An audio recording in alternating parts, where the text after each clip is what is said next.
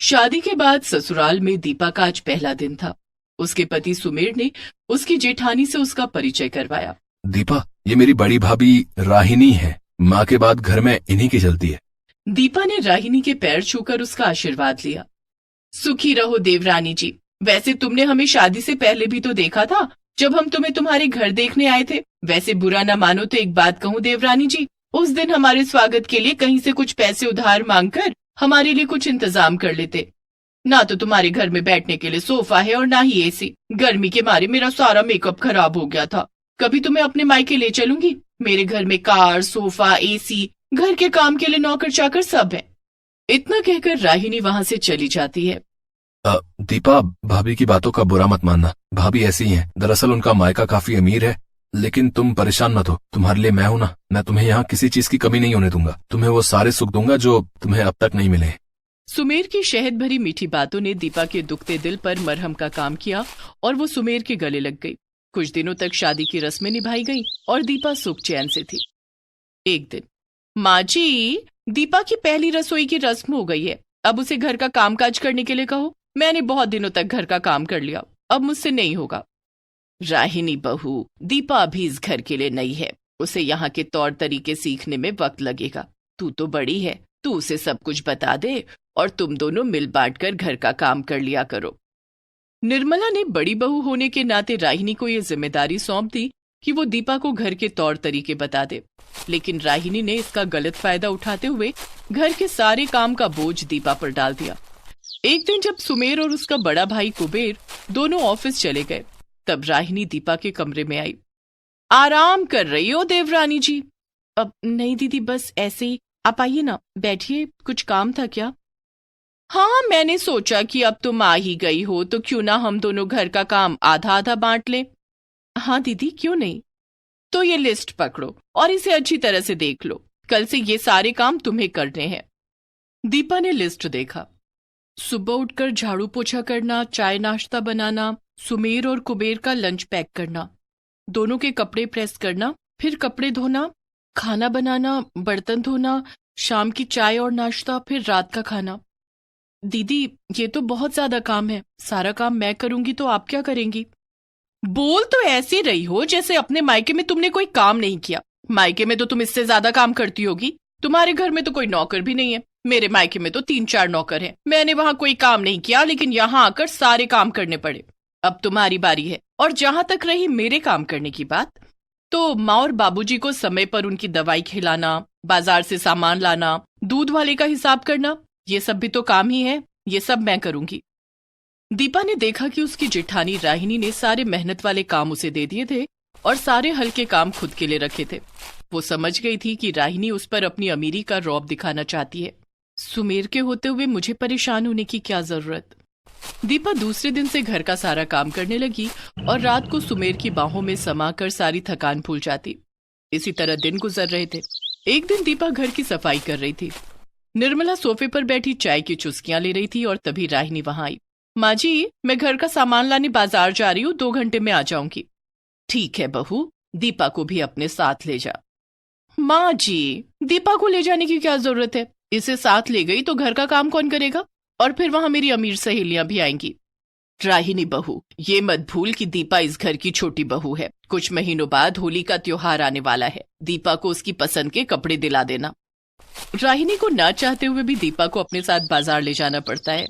बाजार में गरीब दीपा को अपनी अमीर सहेलियों से मिलवाते हुए राहिनी ने कहा, ये मेरी देवरानी दीपा है। बेचारी ने कभी होली के त्योहार पर नए कपड़े नहीं पहने, इसीलिए मैं इसे नए कपड़े दिलाने लाई हूँ। राहिनी की बात सुन उसकी सारी अमीर सहेलियों ने दीपा का मजाक उड़ाया, लेकिन दीपा कुछ न कह सकी।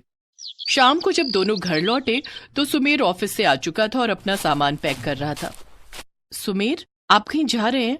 हाँ दीपा, मुझे ऑफिस के काम से कुछ दिनों के लिए विदेश जाना है। लेकिन होली का त्योहार आने वाला है। दीपा, काम को लेकर विदेश जाने का जो सपना मैंने देखा था वो पूरा होने वाला है। लेकिन तुम चिंता मत करो, मैं होली से पहले वापस आ जाऊंगा और शादी के बाद की पहली होली तुम्हारे साथ जमकर खेलूंगा। अच्छा, मैं चलता हूँ। सुमेर ने माता पिता से विदा लिया और रवाना हो गया। लेकिन एयरपोर्ट जाते समय रास्ते में ही सुमेर की कार का एक्सीडेंट हो गया। हादसा इतना भयानक था कि सुमेर के प्राण पखेरु उड़ गए। घर पर यह खबर आई तो रोना धोना मच गया। दीपा की तो जैसे दुनिया ही उजड़ गई थी। उसने सुमेर के साथ होली खेलने का जो सपना देखा था वो टूटकर चूर चूर हो गया। घर वालों ने सुमेर का अंतिम संस्कार कर दिया, लेकिन सुमेर दीपा की यादों में अभी भी जिंदा था। धीरे धीरे दिन बीत रहे थे। दीपा भले ही सुमेर को खोने के गम में दुखी रहती, लेकिन घर की जिम्मेदारी जो उसने संभाली थी उसे नहीं छोड़ा। हमारी दीपा बहू कितनी समझदार है। सुमेर के जाने के बाद भी पूरे घर को उसने संभाल रखा है। हाँ, हमें बहू के रूप में दीपा मिली है, ये हमारी खुशकिस्मती है। कुछ दिन बीत गए। होली का त्योहार नजदीक आ रहा था।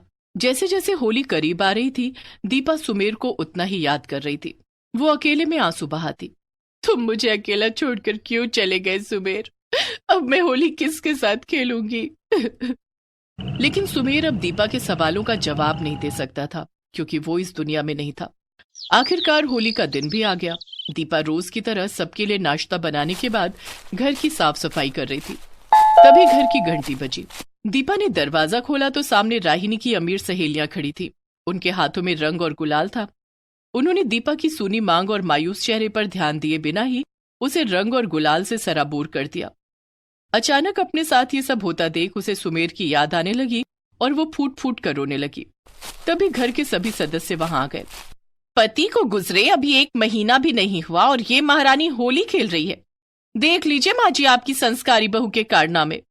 दीदी, मैंने होली नहीं खेली, आपकी सहेलियों ने मुझे रंग लगा दिया। दीपा की सहेली नीता ने कहा। अरे राहिनी, तेरी देवरानी विधवा हो गई है, तूने ये बात हमें बताई क्यों नहीं? मैं तुम लोगों को बताने ही वाली थी। एक्चुअली सुमेर के जाने के बाद सब कुछ इतना बदल गया कि मुझे फुर्सत ही नहीं मिली। लेकिन इसमें तुम लोगों की गलती नहीं है। दीपा को खुद ही मना करना चाहिए था, लेकिन इसे तो होली खेलने का बहुत शौक है ना, सोचा होगा इसी बहाने होली खेल लूंगी। ये आप क्या कह रही हैं दीदी? मैं सुमेर के अलावा किसी और के साथ होली नहीं खेलना चाहती थी। चुप कर कलमुही, आज तूने हमारे खानदान की इज्जत मिट्टी में मिला दी है। तुझे अब इस घर में रहने का कोई अधिकार नहीं है। राहिनी दीपा का हाथ पकड़कर उसे घसीटते हुए घर से बाहर निकालने लगती है। तभी निर्मला देवी ने राहिनी के गाल पर एक जोरदार तमाचा जड़ते हुए कहा। राहिनी बहू, दीपा के साथ ऐसी हरकत करने की तेरी हिम्मत भी कैसे हुई? अभी मैं और तेरे पिताजी जिंदा हैं। हम दोनों फैसला करेंगे कि दीपा के साथ क्या करना है। सभी अमीर सहेलियों के सामने राहिनी की बहुत बेइज्जती हो जाती है। निर्मला देवी का रौद्र रूप देखकर राहिनी की सभी अमीर सहेलियां वहां से चली जाती हैं। दीपा बहू, आज से तू घर का कोई काम नहीं करेगी। घर का सारा काम राहिनी करेगी। लेकिन माँ जी। बस राहिनी, अब इस घर में वही होगा जो मैं कहूंगी। दीपा बहू, हमने फैसला किया है कि तुझे आगे पढ़ाएंगे और तू पढ़ लिख कर सुमेर का विदेश जाने का सपना पूरा करेगी। निर्मला ने दीपा का एडमिशन कॉलेज में करवा दिया। दीपा ने अपनी पढ़ाई